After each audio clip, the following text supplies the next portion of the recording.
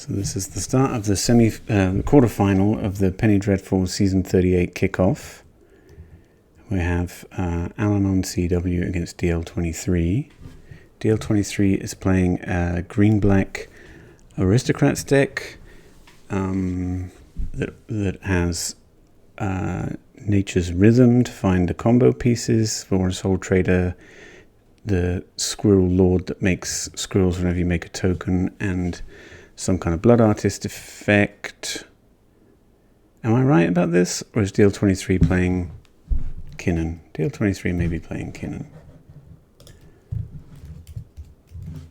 I'm misremembering my early round opponents. Yeah, so DL23 is actually playing Kinnan, where you play a lot of mana dorks, and then you play a Hullbreaker Horror and bounce all of your opponent's stuff and kill them. And Kinnan enables this by making all of your creatures tap for extra mana and finding missing pieces and so forth. Al-Anon CW is playing a Gruul deck which has Kiki Jiki and Combat Celebrant infinite combo in it. You get infinite combat steps and a hasty Combat Celebrant token attacks every combat step until your opponent is dead. And it also features Nature's Rhythm. Nature's Rhythm is all over this tournament by the looks of things. So Al-Anon starts with a Sylvan Safekeeper and a Bloom Tender. DL23. Al-Anon does nothing until turn 3 when he spends 3 mana on an Orcish Lumberjack. So a pretty slow start, which makes you wonder what he kept. Maybe mulliganed. Bloom Tender taps for blue, green, and 1 with a Kinnan out, and here is Kinnan. There's also the red-green 4/4 that gives all your creatures haste somewhere in this deck to enable real shenanigans.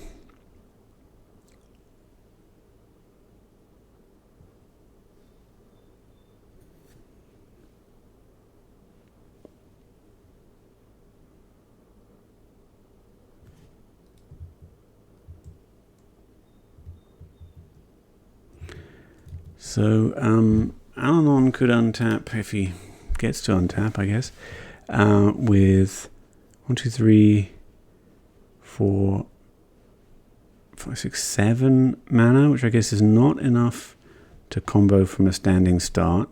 DL23 plays Eladamri, which is more of a value piece than a combo piece, but looking kind of, stronger on board at least.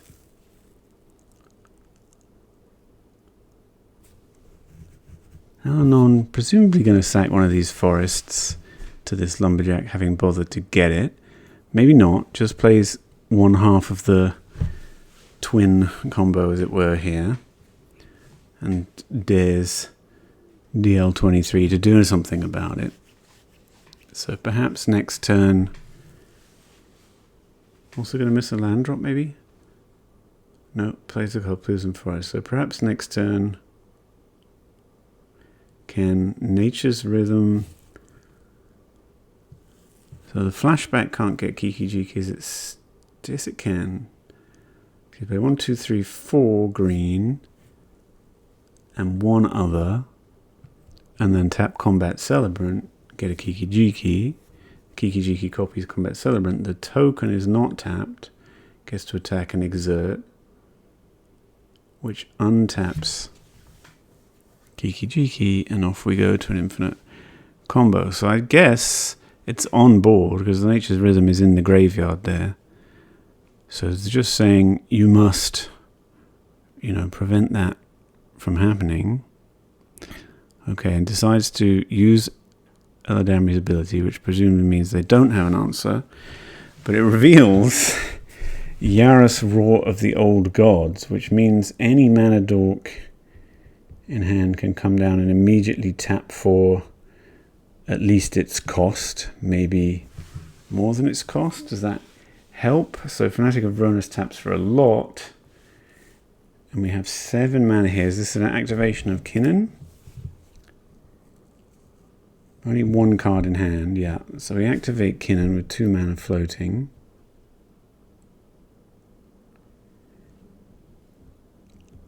We find a Fanatic of Ronas who can now tap for 5 mana, which will allow a rebuy of Kinnan's ability at least. I don't know where we're going with this exactly. Once we hit Hullbreaker Horror, if the last card in hand is a Birds of Paradise or something, so here is Hullbreaker Horror. So it just needs a spell, well, no, yeah, Birds of Paradise here would come down, return, say, Bloom Tender to hand, and give you the mana to cast Bloom Tender. I'm not sure if we can go from here or not, but it doesn't look like we have a spell in hand anyway. Or we're saving it for once Kiki-Jiki's ability is on the stack or something. Yeah, so making the 4 green here and the 1 extra. And then presumably... Oh, well, we have Kiki-Jiki in hand, so we do not need to flash back the Nature's Rhythm. Here is a Combat Celebrant. It can attack and exert. Fog is good here. Looks like at least 3 of our top 8 are in Central European time. DL23, Al-Anon, CW, and Tigrak, at least. They're all up late in the middle of Europe, which is funny. Okay, just confirming that it's infinite and conceding the game.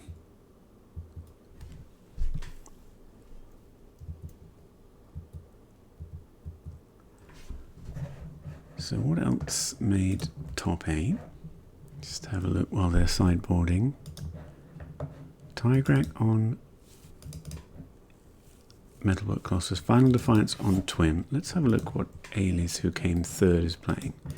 Golgari Aristocrats with the combo and a little bit of value, and also Hogak, and Chthonian Nightmare. A lot going on there. DL23, who we see losing with Kinnan here. Al-Anon, who we see winning with Orcish Lumber Twin, I guess we're calling it. We have Predrag 133, who's playing Boros Humans. Haven't seen them yet. We have the Watchwander on blue-white with an enchantment sub-theme, and Violet on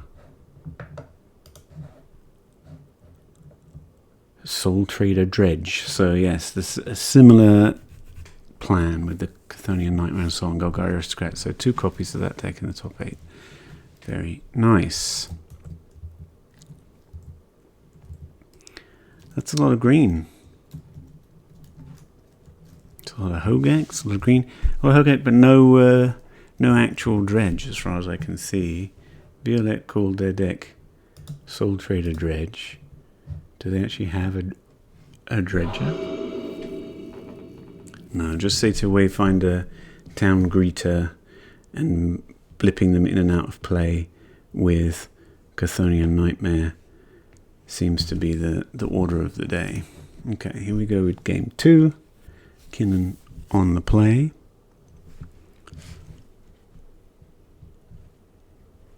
So both decks kind of did not very much for about 3 turns, and then did a bunch of crazy stuff, like putting Hullbreaker Horrors into play and with haste.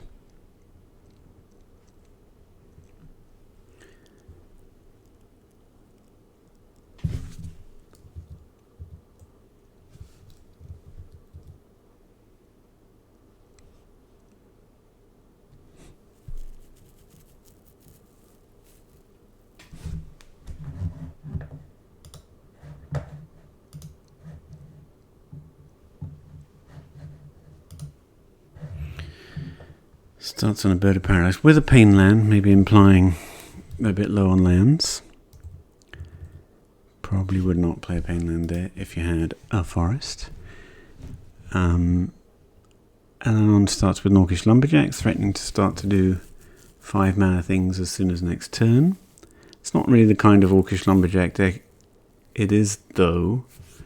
I don't think there's too much in the way of like value 5 drops. Okay, no actual forest here, so only has 2 mana. Plays a Fanatic of Ronas. So a slightly awkward draw for Alanon, maybe. Or maybe just sandbagging the forest till the turn they want to use it. Keep the opponent guessing.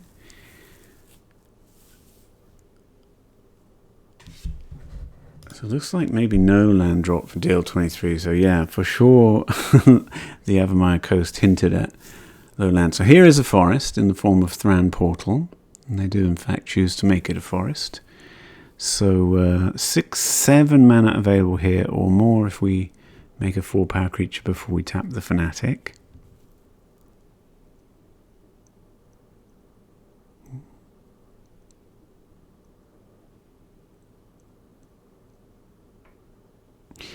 Oof, oof.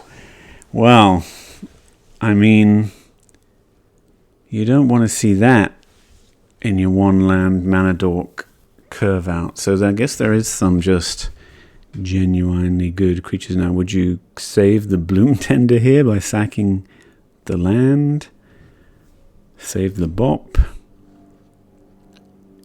It's pretty much just worse because when the Inferno Titan attacks, it'll kill it. This seems kind of over, actually. Like, what can you even do here? Just untap with your 2 mana and die.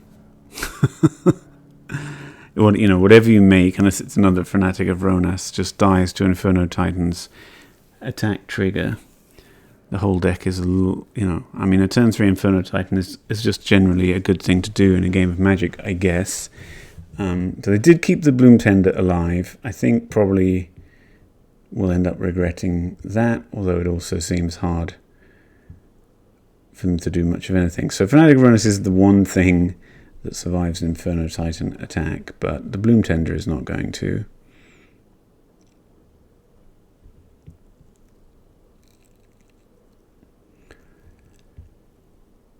Yeah, it just seems really terrible to face a turn 3 Inferno Titan when your draw is all mana dorks.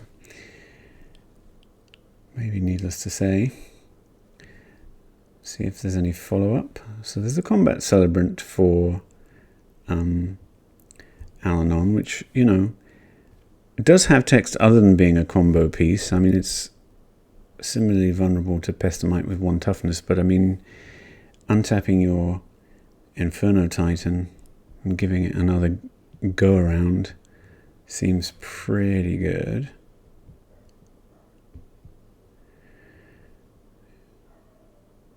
Just pumping it up here. Yeah. So it's really got to be answered, and I think the main answer DL23 has is to combo off with a Hullbreaker Horror, but they're a long way away from that. So probably just gonna start demanding chump blocks from these Fanatic of Ronases, which are really the only realistic thing to cast that doesn't die. Okay, so we've managed to get to 4 mana somehow, despite having our board wiped, effectively. Nature's Rhythm for a 2. Is there a good 2 to get here that deals with Inferno Titan? Probably not, right? Is there a 2 to get that doesn't just die to Inferno Titan? Oh, no. I think it's like you could get another Fanatic of Ronas. Yes, you can get another Fanatic of Ronas and chump block, and you've kind of got nowhere, but you might make another land drop. But this way you're just dead on board in lots of different ways. Yeah, you could make you could chump, you could make a land drop, and maybe play like a Keenan, but then you still don't have enough mana really to do much. Yeah, well, that was pretty brutal. Inferno Titan on turn 3 lined up just tremendously well with that whole situation. I guess we should go check out another match. So Tigrak and Violet. Tigrak 1. It's already over, is it? Wow. Yeah. Okay, so here's... Let me flip it over. Here is Aelith on, I think, Golgari Aristocrats versus Boros Humans.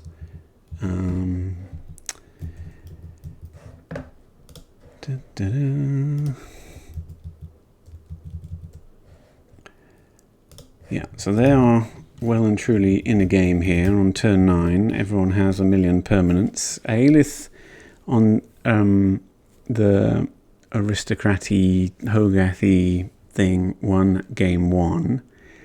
A couple of remorseful clerics to make graveyard stuff not good, although somehow Hogak has gotten in play anyway, maybe just from hand with Delve and Convoke.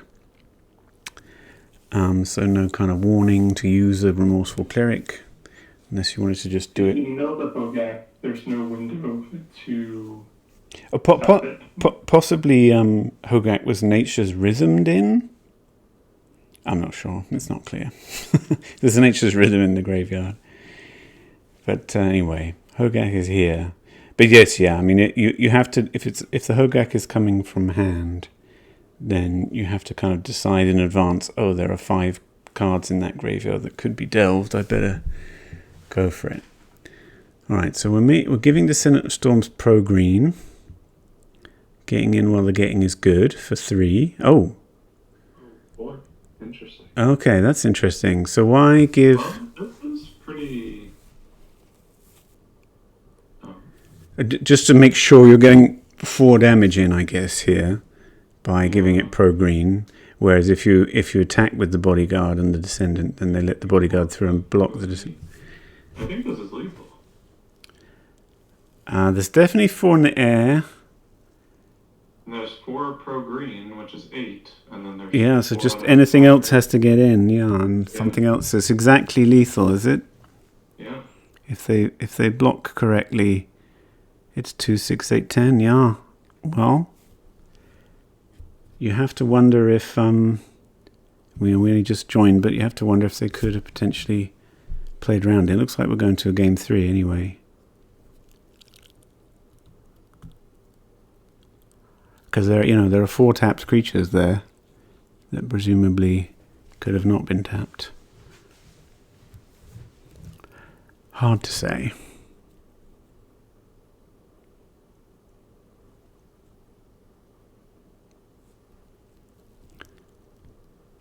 Okay, so it does say in the game log twice, Aelith loses the game. Okay, there we go. The UI finally caught up. Well, nicely done by Predrag133, the only aggro player in the top 8. I don't know how many times we've been able to say that in a Penny Dreadful tournament, but probably not that many.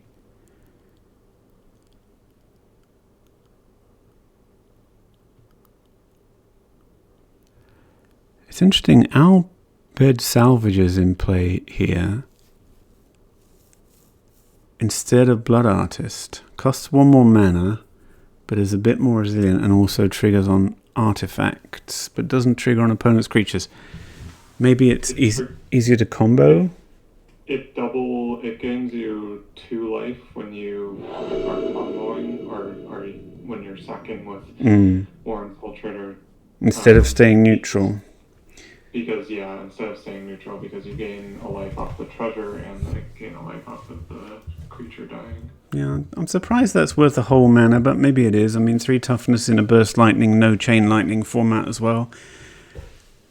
Maybe your nature's rhythming for it and all that stuff, so much that you don't notice the difference between 2 and 3 so much. I don't know.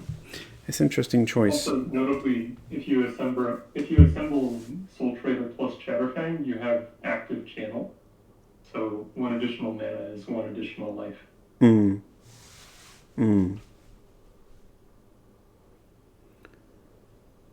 Okay, so Champion of the Parish, the perfect start for Boros, presumably.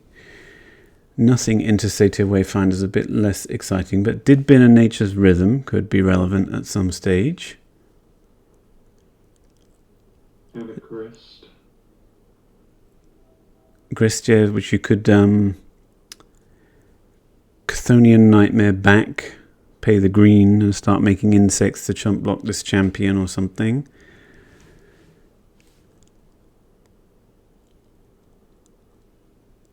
Actually missed on a land with Theta Wayfinder, right? It was 4 non-lands. Finds the disfigure just in time for the champion. Happy to pay 2 mana for that. So that's put the humans' plan back quite a bit here.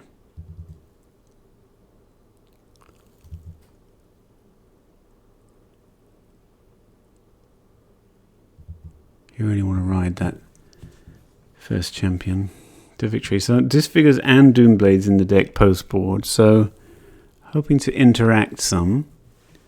Adeline is a pretty good follow-up on 3.